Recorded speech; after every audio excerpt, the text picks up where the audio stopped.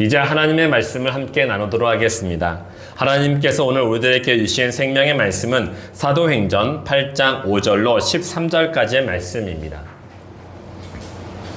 사도행전 8장 5절로 13절까지의 말씀입니다. 다 찾으신 줄 믿고 교독하도록 하겠습니다. 제가 먼저 읽겠습니다. 빌립이 사마리아 성에 내려가 그리스도를 백성에게 전파하니 무리가 빌립의 말을 듣고 행하는 표적도 보고 한마음으로 그가 하는 말을 따르더라. 많은 사람에게 붙었던 더러운 귀신들이 크게 소리를 지르며 나가고 또 많은 중풍병자와 못 걷는 사람이 나으니 그 성에 큰 기쁨이 있더라. 그 성에 시몬이라 하는 사람이 전부터 있어 마술을 행하여 사마리아 백성을 놀라게 하며 자칭 큰 자라 하니 낮은 사람부터 높은 사람까지 다 따르며 이르되 이 사람은 크다 일컫는 하나님의 능력이라 하더라. 오랫동안 그 마술에 놀랐으므로 그들이 따르더니 빌립이 하나님 나라와 및 예수 그리스도의 이름에 관하여 전도함을 그들이 믿고 남녀가 다 세례를 받으니 함께 읽겠습니다. 시몬도 믿고 세례를 받은 후에 진심으로 빌립을 따라다니며 그 나타나는 표적과 큰 능력을 보고 놀라니라. 아멘. 오늘 하나님께서 우리에게 주신 이 생명의 말씀을 가지고 하나님의 나라의 확장이라는 주제로 말씀을 증거했을 때 하나님의 크신 은혜를 다 받으시기를 주의 이름으로 축원합니다. 아멘. 혹시 로잔 파크스라는 흑인 여성 혹시 아시고 계신가요? 들어보셨나요? 이 미국에 로잔 파크스라는 흑인 여자가 있었습니다. 이 여자는요, 1950년대에 살았던 분이세요. 이분이 어느 날, 이 1955년도였죠? 그 55년도에 어느 날에 이제 백화점 일을 다 마치고 버스를 탔습니다. 이 당시에는 인종법이라고 있어서요. 그 미국의 인종법은 이렇습니다. 화장실은 백인과 흑인이 따로 이렇게 가야 돼요. 들어갈 수 있어요. 그리고 버스도 마찬가지입니다. 택시도 마찬가지고요. 모든 것이 흑인과 백인을 나눠져 있었죠. 이때 이 여자가 버스를 tas는데 그 인종법에 의해서 이 백인들은 앞자리에, 흑인들은 뒷자리에 앉게끔 되어 있었어요. 근데 딱 그 사람이 이제 일을 마치고 이제 버스를 탔으니 얼마나 피곤했겠습니까? 그리고 나서 딱 봤더니 뒤에 흑인들이 앉는 자리에는 꽉 차 있었어요. 그리고 그 복도에도 이 흑인들이 손을 잡고 이제 손잡이를 잡고 서 있었죠. 그러니까 앉을 틈이 없었어요. 그러니까 이 사람이 백인들이 앉는 자리에 덥석 앉아버렸습니다. 앉았더니 운전사가 얘기를 하는 거예요. 일어나라고. 일어나서 저 뒤로 가라고. 큰 소리를 쳤습니다. 그런데 이 여자가요, 당당하게 싫습니다. 저는 이 자리에 앉을 것입니다. 그 앉았어요. 그랬더니 운전기사가 바로 차를 세우고 경찰한테 이 여자를 고소해버렸어요. 그랬더니 경찰이 버스에 타가지고 이 여자를 마치 짐승처럼, 짐짝처럼 그냥 끌고 내렸습니다. 그리고 감옥에 집어넣어버렸죠. 그리고 놀라운 일은 이 여자가 이 일로 인해서 흑인 인권운동가로 변신을 했습니다. 그리고 이 여인이 훗날에 루터킹 목사, 이 루터킹 목사하고 연합을 해가지고 이 평화적 흑인 인권 해방 운동에 앞장서게 됩니다.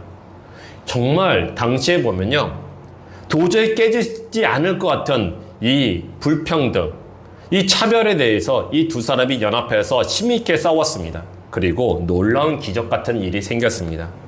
이 여자가 그렇게 일을 당한 후 10년 후에 미국 땅에 민권법이라는 게 제정되었습니다. 이 민권법이라는 것은요, 인종이나 피부색이나 종교나 성별이나 출신 국가에 얽매이지 않고 모든 사람이 다 똑같은 그런 평등을 누린다라는 그런 법률이었습니다. 그 법이 통과가 됐어요. 그리고 거기서 멈추지 않았습니다. 그 다음 연도 1965년도에는요 드디어 흑인이나 유색인종도 다 같이 투표권을 얻게 되었어요. 더 놀라운 것은 여자들도 그때 투표권을 얻었다는 것이었습니다. 여러분, 그 여자의 그런 연약하고 보잘것없고 정말 계란으로 바위를 칠 것 같은 그런 운동이 점점 커졌던 것이었고 그 커졌던 것이 멈추지 아니하고 그 미국 사회를 변화시켰던 것이죠. 가만히 그 흑인 여성이 했던 걸 보니까요. 그 여성의 행동은요. 정말 그가 갖고 있었던 주체적인 의식과 비판적 의식이 그로 하여금 행동을 옮기게끔 만들었다는 것을 우리가 알 수 있어요. 그러니까 주체적으로 나는 하나님으로부터 지으심을 받은 사람이라는 그 정체성을 가지고 있었던 것이죠. 어찌 내가 하나님으로부터 지으심을 받았는데 백인하고 어떻게 다를 수가 있겠느냐? 난 다 똑같은 사람 아니냐? 그런 마음이 있었던 것이에요. 그리고 사회의 부조리에 대해서 비판적 의식을 갖고 있었던 것이죠. 그래서 그녀가 일어났던 것이고 그녀의 그 헌신과 또 함께했던 사람들의 헌신으로 말미암아 그 변하지 않을 것 같은 미국 사회가 변하게 됐던 것이었습니다. 그렇습니다. 이 시대에도 이와 같은 정신이 필요한 것이에요. 나는 하나님의 자녀이고 백성이고 하나님으로부터 지음을 받은 사람이다. 라는 저는 정체성이 우리들에게 필요한 것이에요. 그리고 또 한 가지는 세상을 바라봤을 때 비판적인 의식을 가져야 됩니다. 이 비판적 의식은 부정적인 것이 아니에요. 긍정적인 비판 의식인 것이에요. 건강하게 하는 그런 비판 의식입니다. 여러분, 비판이 무조건 나쁜 건 아니에요. 비판이 있어야지 사람이 건강하고요. 내가 잘못된 길로 가고 있을 때 누군가 나한테 비판함으로 말미암아 다시 옳은 길로 갈 수 있는 것이에요. 그래서 이 비판이라는 것은요. 건강하게 사용한다면은, 긍정적으로 사용한다면요, 나를 올바른 길로 갈 수 있게 하고요, 나를 더 강건하게 만드는 것인 줄 믿으시기 바랍니다. 성경의 인물들 중에 이런 정신을 갖고 있었던 사람이 있었습니다. 그 사람이 빌립입니다. 빌립 집사요. 이 빌립 집사는 사도행전 21장 8절을 보니까 이렇게 소개하고 있더군요.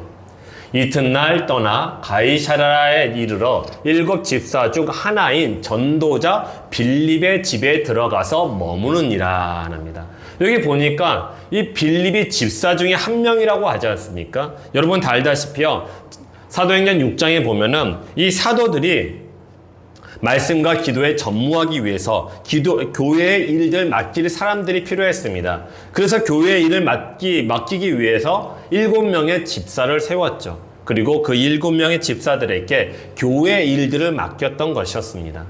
그런데 그 일들 중에는요, 전도하는 것도 포함되어 있다는 것이에요. 여기 그렇지 않습니까? 전도자 빌립이라고 써있지 않습니까? 그렇습니다. 복음을 전도하는 것도 집사의 일인 것들 중에서 한 가지였던 것이죠. 그리고 이 사람이 훗날에 복음을 전했던 것들을 보니까 이 사람 또한 개혁가였습니다. 개혁가. 사회를 변화시키고자 했던 것이죠. 자신이 별 볼 일 없고 능력이 없고 그냥 일개 소수 민족의 한 사람이었지만은 그래도 이것은 잘못되었다라고 당당하게 이야기할 수 있었고 또 그걸 대해서 합리적인 방법, 곧 하나님의 방법으로 사회를 변화시키려고 했던 사람들 중에 한 명이었습니다. 이 빌립은 지금 말씀에 나오다시피 가이사랴라는 도시에 살고 있었습니다. 이 도시는요, 당시 이스라엘 지역의 왕이었던 헤롯 대왕, 그 헤롯 대왕이 로마 황제에게 바치기 위해서 만든 도시였습니다.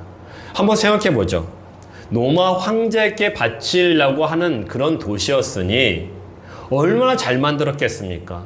심지어는 그 도시 이름 자체도 로마 황제를 뜻하는 가이사랴라고 했지 않습니까? 그렇게 좋은 도시를 만들었으니 그 도시는 정말 발달된 그런 문화를 가졌을 것이라고 생각됩니다. 그 가이사랴는 당대 경제, 학문, 군사, 무역, 종교의 중심 도시였습니다. 그리고 로마에서 파견된 로마 총독이 머무는 도시가 바로 이 가이사랴였던 것이었습니다. 그렇습니다. 이렇게 아름답고 멋있고 발달된 이 도시에 살고 있었던 빌립이었어요. 근데 이 빌립 집사가요, 그의 눈에는 이 최고의 도시가 아름답게 멋있게 보이지 않았습니다. 이 도시는 세상에 빛이 있으나 하나님의 빛은 없었던 것을 그가 봤던 것이었습니다. 그래서 자기 주변에 있는 사람들, 곧 유대교인들을 보니까 너무 위선적이에요. 겉으로는 정말 이 로마 군인들이나 로마 사람들, 그들이 보이고 있는 우상 숭배들, 황제 숭배들, 이런 걸 봤을 때, 정말 저들은 나쁜 사람이다. 저들은 하나님으로부터 심판받을 거다. 저주하고 그랬던 그 사람들이 일상의 삶에서는 어떻게 지냈습니까? 로마 사람들에게 달라붙어가지고요. 로마 사람들로부터 어떤 이권을 챙겼어요. 그리고 돈을 벌었죠. 그리고 자기의 세력가 커 나갔죠. 이 모습을 보니까 빌립 지사는요, 유대교인들 너무 위선적이다. 겉으로는 하나님을 믿지 않고 하나님에 대해서 거절하고 거부하고 비방하는 저 로마 사람들 향해서 저주하는데, 실상의 삶 속에서는 로마 교인들하고 로마 사람들하고 연합해가지고 그들의 이권을 얻고 이권을 통해서 돈을 벌고 있는 저 모습들, 너무 그의 눈에는 위선적으로 보였던 것이었죠. 그래서 이 빌립은 이건 아니다라는 생각을 하고 있었습니다. 그런데 그때에 가이사랴에 예수님이 오셨어요.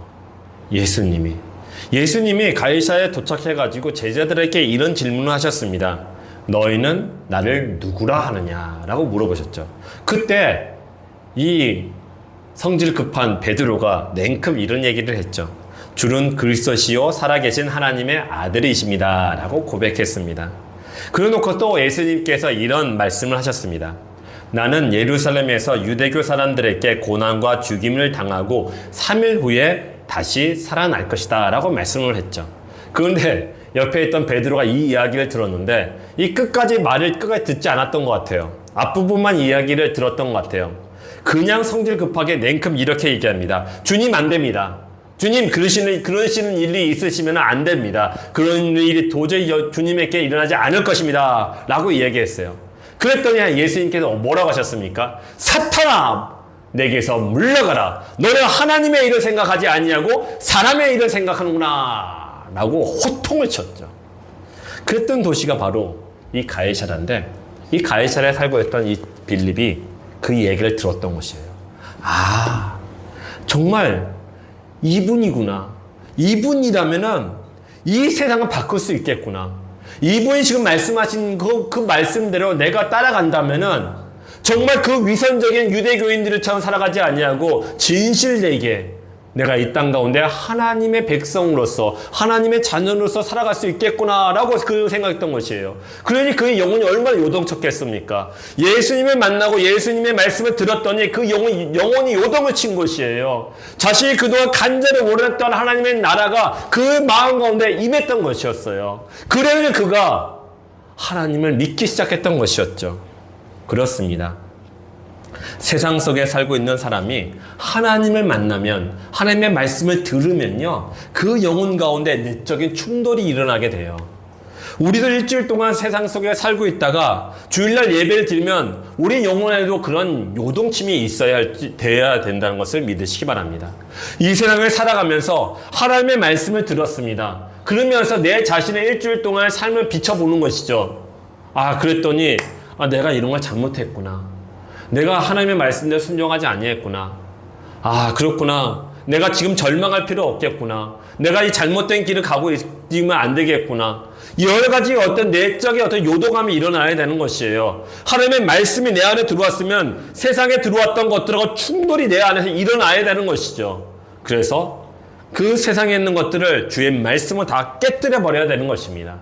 그래서 우리는 주일 예배 때 하나님과의 만남이 우리들에게 정말 중요한 것이에요. 하나님께 내 마음과 내 뜻을 다해서 하나님께 기도한다는 것이 너무 중요한 것이에요. 내 마음에 있는 억울함들, 그 쓴뿌리 같은 것들, 쓴물들 같은 것들, 찬양을 드리면서 하나님께 다 드려야 되는 것이죠. 그러면 내 마음 가운데 하나님의 샬롬, 하나님의 그 평안이 임하게 될 줄 믿으시기 바랍니다. 주일날 예배는 그런 날이에요. 주일날 예배는 하나님의 말씀이 내 안에 들어와서요, 하나님으로부터 체험을 받는 시간이에요. 그래서 회개도 하고요, 또 하나님을 인하여 영적인 그 새로운 힘을 얻어가는 시간인 것이죠. 이 빌립이 이 집사로 임명을 받았지 않습니까? 그 집사로 임명 받은 다음에 교회 일만 한다고 우리는 생각할 수 있었어요. 근데 그게 아니더군요. 빌립하고 스데반은요, 주의 복음을 전하는데 멈추지 아니했습니다. 그 7명의 집사들 중에 스데반은 이 유대 교인들, 예루살렘에 있는 유대인들에게 찾아가서 복음을 전했지 않습니까?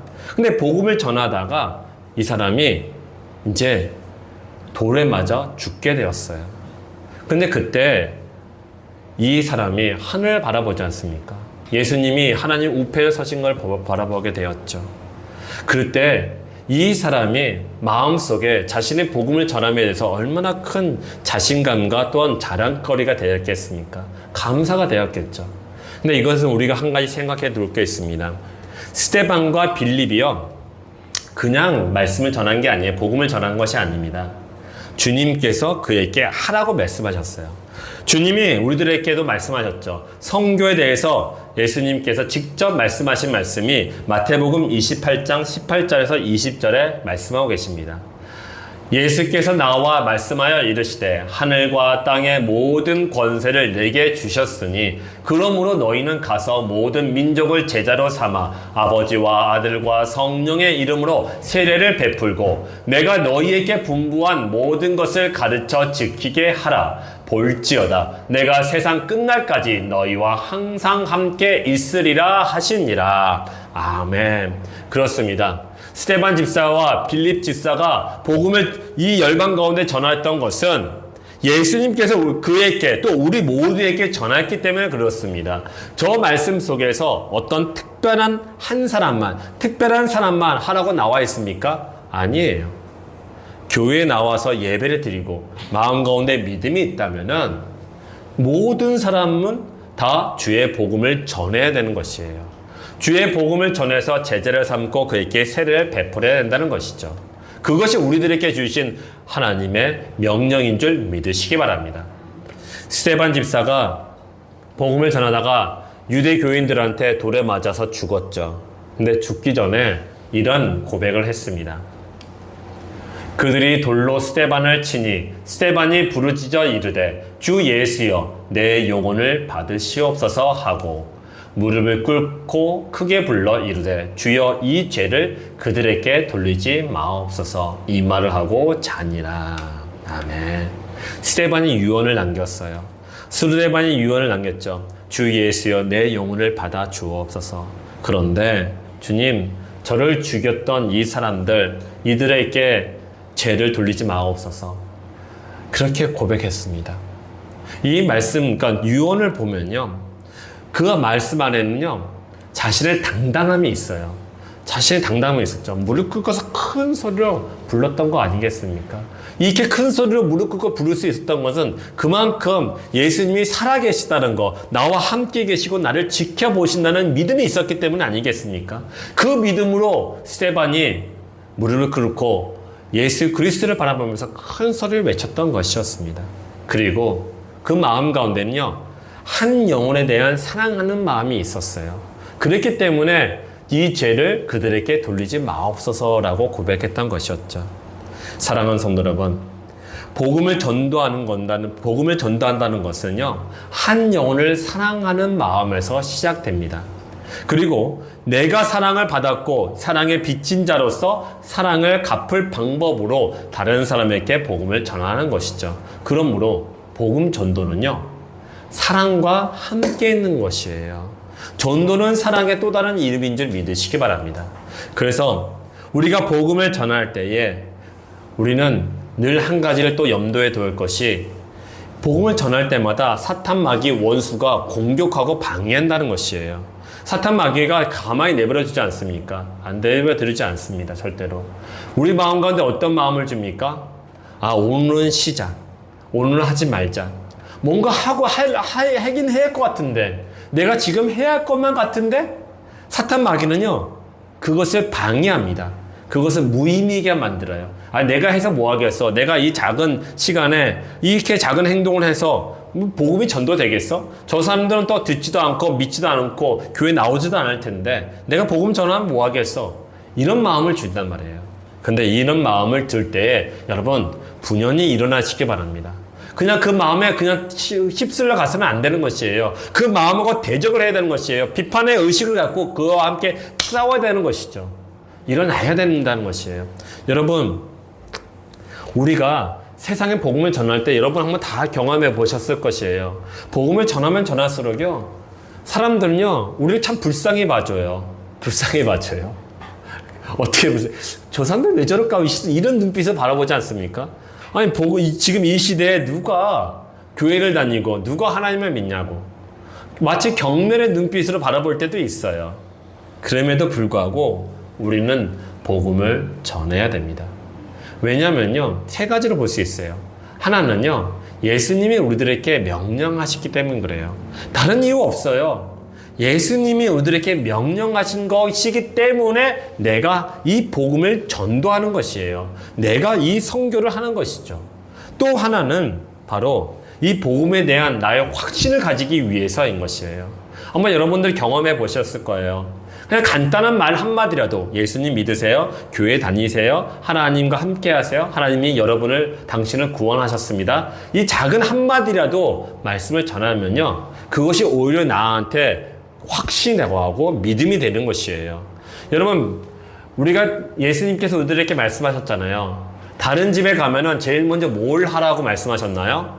평안을 위해서 기도하라고 하셨죠. 그런데 그 집이 너희가 평안을 구하는 것에 합당하지 아니한다면은 그 평안이 누구한테 돌아온다고 말씀하셨습니까? 내게로 돌아온다고 하셨어요. 그러니까 이 사람들에게 축복을 했는데 이 사람들의 축복을 거절하면 그 축복이 누구한테 온다? 나한테 오는 것이에요.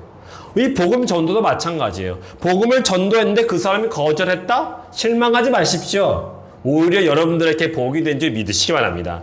복음을 전도했더니 그 복음의 축복이 나한테 오는 것이에요. 이 성경의 원리를 여러분 믿으시기 바랍니다. 그 복음을 전도하는 것을 기뻐하시기 바랍니다. 또 세 번째는요, 내가 살고 있는 이 세상에서 죽어가는 저 영혼들을 향해서 사랑을 베푸는 것이다 라고 믿으시기 바랍니다. 요한계시록에 보면요, 살아있으나 죽은 자다 라고 말씀이 나옵니다. 저는 아침에나 사람들 이렇게 전도할 때 보면은 그 사람들을 믿지 않는 분들이나 또는 이 전도했을 때 거절하시는 분들, 또 경멸의 눈빛을 바라보시는 분들, 이런 분들 보면은 오히려 그분들이 불쌍해요. 살아있어 움직이고 있으나 그 영혼은 지금 죽어 있는 것이잖아요. 그럼 그 영혼을 우리가 불쌍히 여겨야 될 거 아닙니까? 그럼 불쌍히 여기는 방법 중 한 가지가 무엇입니까? 그에게 복음을 전하는 것이에요. 사도 베드로가 고백했던 것처럼 주는 그리스도이시고 하나님의 아들이십니다 라고 그들에게 전하는 것이에요. 그래서 속히 구원을 받으라고, 십자가를 믿으라고, 예수님을 믿으라고 얘기를 해줘야겠죠. 이것은 내가 받은 사랑을 그에게 사랑을 나눠주는 것입니다. 그렇습니다. 우리가 이 땅에 살아가는 동안에 우리의 작은 몸짓이고 또 별 볼일 없이 보이는 나약한 그런 목소리지만은 그 목소리에 힘이 있는 것이에요. 그 목소리 가운데 하나님의 나라가 있는 것이고 하나님의 권능이 있는 것이고 성령의 역사함이 있음을 믿으시기 바랍니다. 그러면 그걸 인하여 우리가 생각하지 못하는 크고 놀라운 것이 일어나게 될 줄 믿으시기 바랍니다. 여러분, 이 일은 우리가 해야 되는 것이에요. 우리가 이 세상을 영적인 분별력을 가지고 이 세상에 지금 어둠 가운데에 있다, 죽어가고 있다는 것을 우리가 깨우쳐야 되는 것이에요. 그래야 할 수 있는 것입니다. 다시 말해서는요, 이 세상을 바라봤을 때 하나님의 눈으로, 예수님의 눈으로, 성경의 눈으로 바라봐야 이 세상이 옳게 보이게 될 줄 믿으시기 바랍니다. 소천하신 이어령 교수님, 여러분 한번 다 들어보셨을 거라 생각됩니다. 이어령 교수님이 이런 글을 남기셨더군요. 한국 문학의 발전은 젊은 소설가들이 가지고 있었던 부정과 저항과 항거가 만들었다라고 말씀하셨더군요. 그렇습니다. 이 이어령 교수님이 이야기했던 이 이야기는 젊은 사람들이 이 사회를 바라봤을 때 잘못된 이 부조리한 이 사회를 그냥 바라보는 것이 아니라 이 사회에 대해서 부정하고 저항하고 항거했기 때문에 이 사회에 새로운 개혁의 바람이 일어났고 지금 이 시대의 모습이 갖춰질 수 있었다라고 이야기하는 것이에요. 여러분, 저는 이어령 교수님이 이 글을 남기신 이 글을 보면서 정말 우리 그리스도인들이 이런 마음을 가져야겠다는 생각이 너무 들었습니다. 세상이 우리들에게 주는 것이 정말 많이 있습니다. 그건 너무 고맙죠. 그렇다고 해가지고 세상 속에 들어가서는 안 되지 않습니까? 세상에 우리가 살 만큼 살아갈 수 있도록 모든 걸 베풀어줬다고 해가지고 우리가 갖고 있었던 믿음을 버리고 세상 속에 들어가는 그런 어리석은 행동을 우리가 해서는 안 되지 않습니까? 우리가 세상과 교류를 해야 되겠죠. 관계를 맺어가야겠죠. 하지만 세상에 주는 것들을 우리가 용인하거나 수용해서는 안 되는 것이에요. 특히 우리의 영혼에 관련돼서는요. 우리의 영혼에 관련돼서 세상이 우리들에게 끊임없이 이야기해 주는 것을 우리가 받아들여서는 안 되는 것이에요. 그것에 대해서 저항을 해야 되고 또 그것을 부정하고 그것을 항거해야겠죠. 그래서 우리가 갖고 있는 믿음을 그들에게 전해줘야 되겠죠. 여러분, 이화여자대학교, 연세대학교, 숭실대학교, 정신여고, 배재대학교, 배재여고 뭔가 공통점이 있는데 뭔지 아시죠? 이것은 이 학교들은 선교사님들이 세우신 학교들입니다. 그리고 병원들도 정말 많이 있습니다. 그렇지 않습니까? 여러분, 해외에 있었던 선교사님들이 1900년 초에 1800 말도 되겠고요. 이 1900년도 초에 이 땅에 들어오셨죠. 이 땅에 들어왔더니요. 정말 이 땅에 있는 사람들이 너무 못 사는 것이에요. 화장실도 없고, 물론 있었겠지만 그 많은 사람들에 비해서는 적게 있었죠. 그리고 하수도 시설도 안 돼 있고 병원도 없고 학교도 없는 거예요. 그래가지고 이 선교사님들이 이 땅 가운데 학교를 지었고 병원을 만들었고 사회 개발을 시켰습니다. 여러분, 이 선교사님들이 이 학교를 짓고 병원을 지었던 이유는 여러분 다 아실 거예요. 복음을 전도하기 위해서 이걸 지으셨죠. 그래서 그 병원과 학교를 통해서 복음을 전도하셨어요. 그래서 그 학교에서는요, 늘 성경 말씀을 나누고 기도했고 예배를 드렸죠. 여러분, 지금 방금 이야기하고 말씀드린 이 학교들, 지금 우리나라에서 명문 대학교들, 학교, 고등학교 아닙니까? 여기서 배출된 그 수많은 인재들이 이 나라를 발전시켰던 것이었습니다. 그러므로 기독교가 우리나라를 발전시켰다는 것에 대해서 어떠한 사람도 이견을 가질 수가 없을 것이라고 저는 생각됩니다.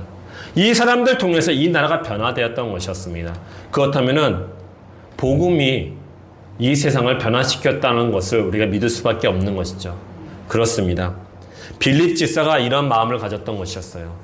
빌립 집사가 예수님이라면은 이 세상을 변화시킬 수 있다는 것을 그 마음속에 믿었던 것이었죠. 자기가 하는 행동이 보잘것없고 작게 보이고 나와 함께하는 사람이 없을지라도 이 복음만이 이 세상의 병폐와 악습을 끊어버리고 이 땅 가운데 하나님의 나라를 우리 모두가 보고 경험할 수 있는 그런 유일한 방법임을 그 빌립 집사는 깨달았던 것이었습니다. 그렇다면 우리는 어찌하면 좋겠습니까? 우리 또한 그래야 되지 않겠습니까? 가정에서, 직장에서, 학교에서 그 어떤 장소를 가리지 않고 우리는 복음을 증거하는 증인된 삶을 살아가야 될 줄 믿으시기 바랍니다. 그렇게 증인된 삶을 살아가야 됩니다. 증인된 삶이요.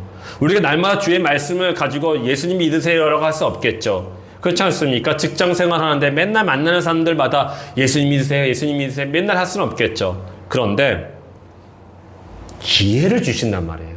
기회를요. 마치 가이사랴에 오셨던 예수님을 봤던 빌립의 그 심령이 변화됐던 것처럼 예수님이 내 마음 가운데 딱 주시는 그 때가 있어요. 그때가 있어요. 그때는 담대히 전해야겠죠. 여러분, 너무 크고 화려한 말씀 아니어도 상관없습니다. 간단하게 단순한 말 한마디, 예수님이 당신을 구원해 주십니다. 십자가가 당신을 구원해 주었습니다. 예수님 믿으세요. 그리고 중요한 거 한 가지 꼭, 천국과 지옥이 있습니다. 예수님을 믿으면 우리는 천국에 갑니다.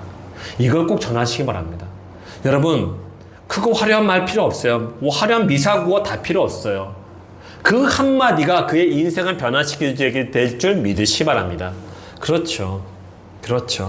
여러분, 빌립 집사가요, 사마리아라는 곳에 가서 복음을 전도했더니 그 동네가 술렁거렸다고 오늘 본문은 우리들에게 말씀하고 계십니다. 제가 읽어보겠습니다. 빌립이 사마리아 성에 내려가 그리스도를 백성에게 전파하니 무리가 빌립의 말도 듣고 행하는 표적도 보고 한 마음으로 그가 하는 말을 따르더라.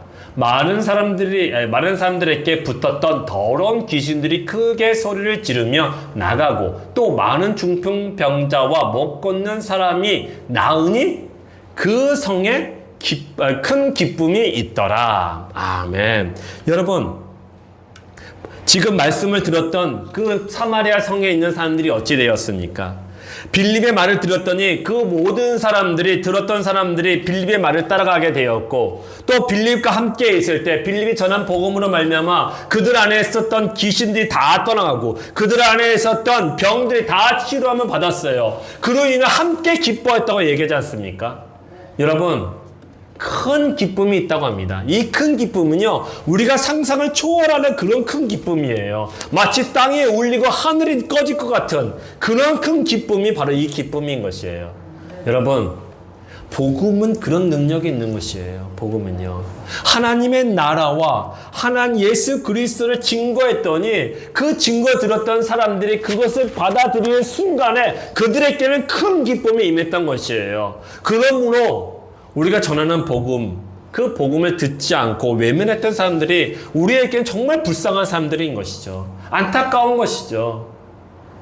그렇다면은 우리가 이 땅에 살아가는 동안에 우리가 할 수 있는 일은 무엇일까요? 그들에게 끝까지 복음을 전하는 것이에요. 그리고 우리의 삶을 통해서 그들에게 보여주는 것이에요. 그리스도인은 이렇게 살아가는 것입니다. 그리스도인은 이런 말을 합니다. 라고 보여주는 것이에요. 이렇게 보여주는 삶을 지금 많은 선교사님들이 지금 타국에서 그렇게 행하고 계십니다. 지금 요즘 선교사님들이 어떤 일들을 하시는가 봤더니 이런 일들을 하고 계시더군요. 그 땅에서요, 우물 파기 합니다. 우물 파기. 물이 없으니까, 물이 많이 더러우니까 우물 파기를 하고 있습니다. 그리고 하수도 만들기를 합니다. 그리고 화장실을 만듭니다. 신발을 우리나라로부터 공급받아서 신발을 나눠주는 일을 합니다. 아직까지도요, 신발을 못 신고 다니는 사람들이 정말 이 세상에 정말 많이 있습니다. 우리나라는 정말 잘 사는 것이에요. 그리고 학교를 세우는 일을 열심히 하고 있고 또 이 생리대를 나눠주는 일도 하고 계시답니다. 그리고 여성 인권 운동을 하고 있으면서 또 그들에게 여성 인권에 대해서 교육을 시키는 일들을 하고 계시다고 합니다. 그렇습니다. 지금 선교사님들 정말 타국에서 이런 일을 한다는 건 쉽지 않습니다. 쉽지 않고 위험한 일도 많이 당합니다. 그럼에도 불구하고 이분들은 복음이 한 영혼을 살린다는 그 사랑의 믿음을 갖고 있기 때문에 복음을 전도하고 있는 것이죠. 사랑하는 성도 여러분, 타국에서 선교하고 계시는 선교사님들을 위해서 꼭 기도해 주시기 바랍니다. 그분들을 통해서 한 영혼이 죽게 들어온다면 이보다 더 크고 더 기쁜 일이 어디에 있겠습니까?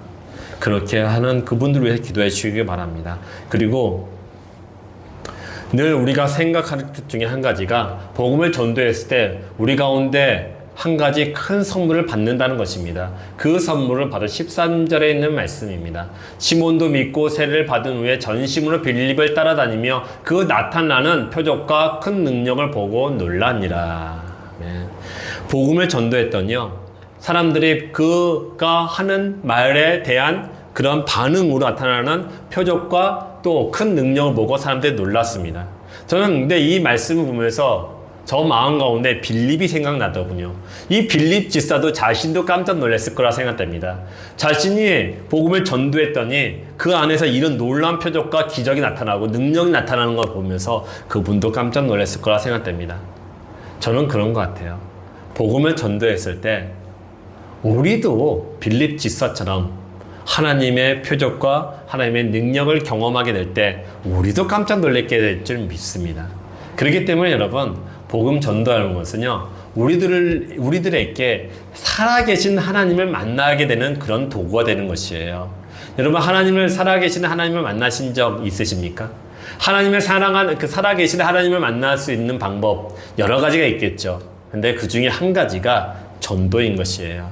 그 복음 전도 멈추지 마시고 다 하시는 우리 주님의 교회 모든 성도님 되시기를 주의 이름으로 축원합니다. 아멘. 우리 찬양 한 곡 드리고 그리고 기도 함께 하겠습니다. 우리 함께 기도했으면 좋겠습니다. 먼저 성령의 충만함을 위해서 기도했으면 좋겠고 우리의 삶이 정말 복음을 전도하는 삶이 될 수 있도록 기도했으면 좋겠습니다. 그리고 우리의 삶 속에서 복음을 실천할 수 있도록 하여 우리의 삶을 통해서 다른 사람들께 예수님을 증거하는 증인된 삶을 살아갈 수 있도록 우리가 함께 기도했으면 좋겠고 우리가 이 땅에서 사는 동안에 복음을 전하는 통로가 되고 도구가 될 수 있도록 우리가 합심해서 함께 기도하겠습니다. 주여 한번 부르겠습니다. 축도하겠습니다. 길이요 진리요 생명 되신 우리 구주 예수 그리스도의 구원하심과 우리를 사랑하셔도 너무 사랑하시는 하나님 아버지의 지극하신 사랑과 보혜사 되어 주셔서 늘 우리를 도와주시는 성령 하나님의 도우심이 오늘 예수 그리스도의 명령을 받들어 온전히 이 땅에서 복음의 전도자의 삶을 살아가겠구나 라고 고백한 우리 주님의 교회 모든 성도들 머리 위에와 그의 가정 위에 이제로부터 영원까지 항상 함께 있을지어다. 아멘. 아버지 하나님 감사합니다. 하나님 그렇습니다. 이 땅에 살아가는 동안에 하나님 정말 복음을 통해서 우리의 삶이 다시 새롭게 되고 일어나게 하여 주시옵소서. 일어나 빛을 발하게 하여 주옵소서. 하나님의 영광의 빛을 발할 수 있는 우리 주님의 교회 성도되게 하셔서 날마다 하나님을 만나면 귀한 삶을 살아갈 수 있도록 주여 도와주시옵소서. 하나님께서 함께 계심을 믿고 감사를 드립니다. 예수님의 이름으로 기도드렸습니다.